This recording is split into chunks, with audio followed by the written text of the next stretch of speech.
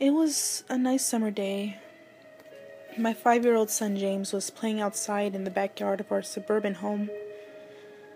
James has always been a quiet boy. He plays by himself mostly. He never had many friends, but he has always had a wild imagination. I was in the kitchen feeding our dog Fido when I heard what sounded like James talking to someone in the backyard. I'm not sure who it was he could be talking to. Could he have finally made a friend? Being a single mom, it's hard for me to always keep an eye on my son. So, I decided to go outside and check on him. When I went into the backyard, I was a bit confused because James was the only person back there. Was he talking to himself? I could have sworn I heard another voice. James! It's time to come inside, I called out to him. He came inside and sat down at the kitchen table. It was about lunchtime, so I decided to make him a turkey sandwich. James? Who were you talking to out there? I asked. James looked up for a moment. I was playing with my new friend, he said, smiling. I poured him some milk and continued to pry as any good mother would. Does your friend have a name? Why didn't you ask him to have lunch with us? I asked. James stared at me for a moment before replying. His name is Laughing Jack. I was a bit taken back by what he said. Oh, that's a strange name. What does your friend look like? I asked, a bit confused. He's a clown. He has long hair and a big swirly cone nose. He's got long arms and baggy pants with stripy socks, and he always smiles. I realized my son was talking about an imaginary friend. I suppose it was normal for kids his age to have imaginary friends, especially when he has no real kids to play with. It's probably just a phase. The rest of the day went by as per usual, and it was starting to get late, so I put James to bed. I tucked him in, gave him a kiss, and made sure to turn on his nightlight before I closed the door. I was pretty tired myself, so I decided to go to bed not long after. I had an awful nightmare. It was dark. I was in some kind of rundown amusement park. I was scared, running through an endless field of empty tents, broken down rides, and abandoned game huts. The whole place had a horrible look to it. Everything was black and white. The prized stuffed animals all hung from nooses in the game huts, all with sick grins stitched on their faces. It felt like the whole park was looking at me, even though there wasn't another living thing in sight. Then, suddenly, I began to hear music play. The sounds of Pop Goes the Weasel being played on a squeeze box echoed through the park. It was hypnotizing. I followed its tune to the circus tent, almost in a trance, unable to stop my legs from moving forward. It was pitch black. The only light came from a single spotlight shining on the center of the big top. As I walked toward the light, the music slowed down. I found myself singing along, unable to stop. All around the mulberry bush, the monkey chased the weasel. The monkey thought 'twas all in fun. The music stopped right before its climax, and suddenly the lights shot on. The intensity of the lights was practically blinding. All I could see was a small dark silhouette shuffle towards me. Then another one appeared, and another, and another. There were dozens of them, all coming toward me. I couldn't move. My legs were frozen. All I could do was watch the haunting figures drew near. As they got closer, I could see they were children. As I looked at each one of, I noticed they were all horribly disfigured and mutilated. Some had cuts all over their body, others were severely burnt, and others were missing limbs, even eyes. The children enveloped me, clawing at my flesh, dragging me to the ground and tearing inside me. As the children tore me apart, I faded away. All I could hear was laughter. Horrible, awful, evil laughter. I woke up the next morning in a cold sweat. After taking a few deep breaths, I looked over and saw that a few of James's action figures were positioned facing me on top of my nightstand. I sighed. James had probably woken up early and put those here. I gathered up the toys and made my way to James's room. However, when I opened the door, James was sound asleep. I just shrugged and placed the toys back into his toy box and headed out to the living room. A little while later, James woke up and I made him his breakfast. He was quiet and seemed a bit groggy. Perhaps he didn't sleep well either. I decided to ask him about the toys. James, honey, did you put the toys in Mommy's room this morning? His eyes shot up at me for a moment and quickly glanced back down at his cereal. Laughing Jack did it. I rolled my eyes and responded. Well, you tell Laughing Jack to keep the toys in your room.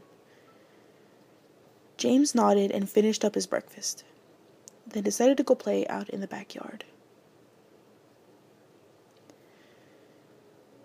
I went to relax in the living room, and I must have dozed off because I woke up a couple of times later.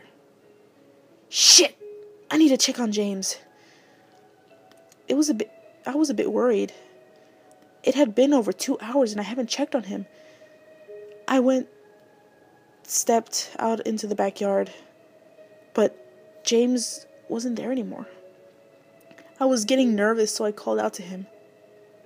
James! James, where are you? Just then, I heard a giggle from the front yard.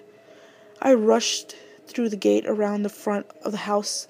James was sitting on the sidewalk. I breathed a sigh of relief and walked over to him. James, how many times have I told you to stay in the back? James? What are you eating? James looked up at me, then reached into his pocket and pulled out a handful of hard candies in all colors. This made me very nervous. James? Who gave you that candy? James just stared at me, not speaking. James, please tell Mommy where you got all that candy. James hung his head down and said, Laughing Jack gave it to me. My heart sunk. I kneeled down to look at him in the eye. James, I've had enough of this damn Laughing Jack. He is not real. Now this is a very serious situation and I need to know who gave you the candy. I could see my son's eyes tear up. But Mama, Laughing Jack did give me the candy. I closed my eyes and took a deep breath. James has never lied to me, but what he's telling me is impossible. I make him spit out the candy and I throw the rest away. James appears to be fine. Maybe I'm just overreacting. After all, he could have gotten it from Tom and Linda from next door, or Mr. Walker down the street.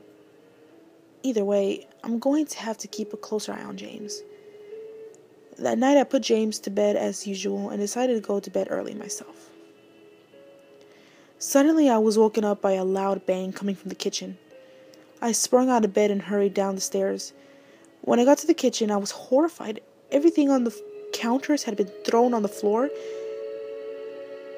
and our dog Fido hung dead from the light fixture. His stomach was cut open and stuffed with candy, the same type that James was eating earlier that day. My shock was quickly broken by a sharp scream coming from James's room, followed by a loud crash. I quickly grabbed a knife from the drawer and moved up the stairs with the speed that only a mother whose child is in danger could have. I burst through the door and flicked on the lights.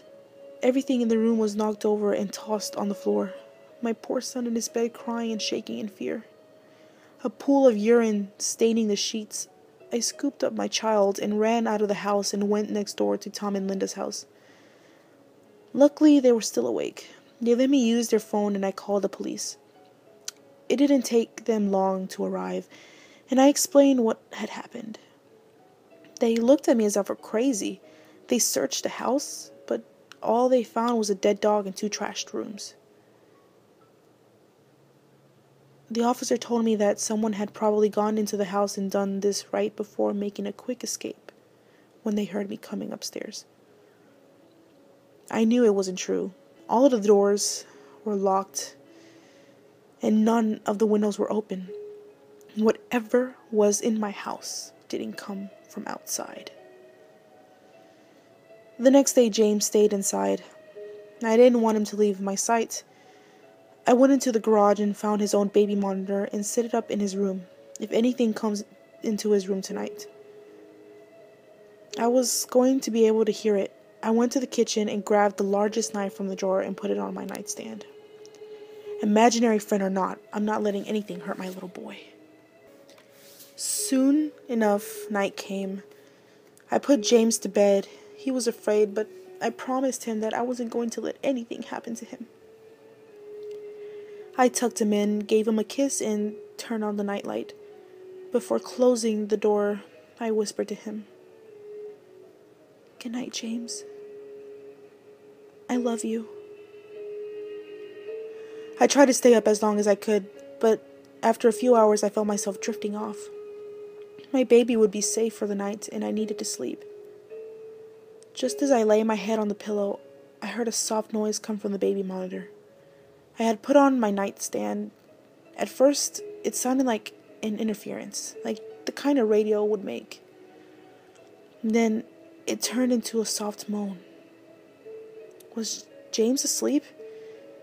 Then I heard it. The laugh from my nightmare.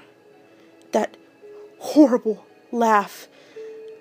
I sprung up from the bed and grabbed the knife from under my pillow.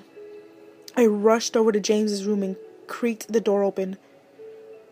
I tried the light switch, but it wouldn't come on. I took a step in, and I could feel the warm, thick liquid on my feet.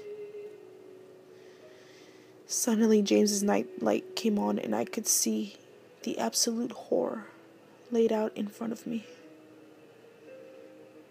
James's body was nailed up on the wall, the nails piercing through his hands and feet. His chest was cut wide open and his organs hung down the floor. His eyes and tongue had been removed along with most of his teeth. I was disgusted. I could hardly believe this was my baby boy. Then I heard it again. The soft, desperate moan. James was still alive. My baby, my poor baby, in so much pain, barely clinging to life.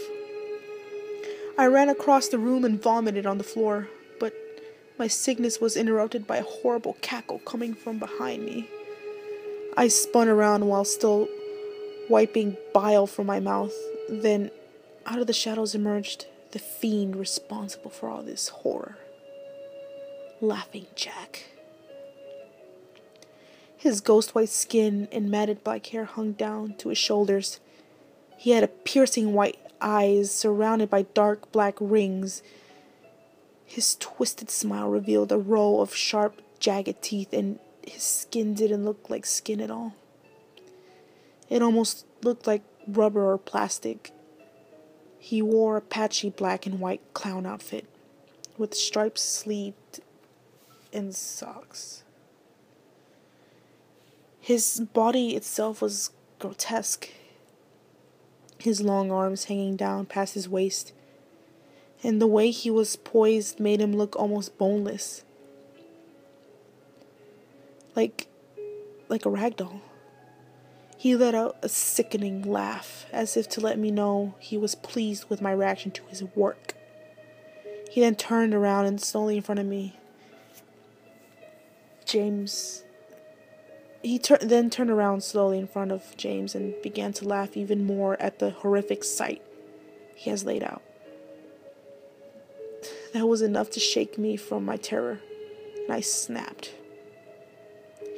"Get away from him, you bastard!" I rushed at the monster, raising the knife above my head, and stabbed at him, but as soon as the knife touched him, he disappeared. He disappeared in a cloud of black smoke. The knife passed through and pierced James' still beating heart, splashing the warm blood on my face. No, what have I done? My baby, I killed my baby. I immediately fell to my knees and I could hear sirens in the distance growing louder. My boy, my sweet baby boy. I promised Mommy would protect you, but I failed. I'm sorry, James. I'm so sorry. Police soon arrived to find me in front of my son, still wielding the knife covered in my baby's blood. The trial was short. Insanity. I was placed in Viropolis house for the criminally insane, where I have been for the past 2 months. It's not so bad here. The only reason I'm awake now is because someone is playing Pop Goes the Weasel outside my window. I'll talk to the orderlies about it in the morning.